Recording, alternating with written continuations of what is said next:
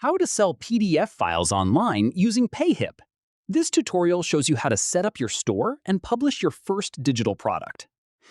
First, open your browser and go to payhip.com. From there, click Get Started for free. After that, enter your first name, last name, email, and password. At this point, set your store name when prompted.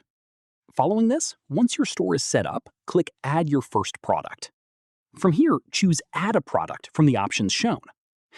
At this stage, select Digital Product as the product type. Following this, click Upload Product File to upload your PDF. Give it a moment while the file finishes uploading. From here, add a product title. At this stage, set the price you want to charge. Following this, upload a product cover image to represent your PDF visually. From here, write a product description explaining what your PDF offers. At this stage, set the product visibility to visible so others can actually find it. Following this, click Add Product to publish it on your PayHip store.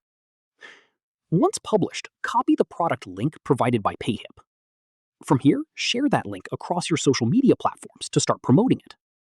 That's how you sell PDF files online using PayHip. If this helped, drop a like, subscribe for more tutorials, and hit the bell so you don't miss the next one. Catch you then!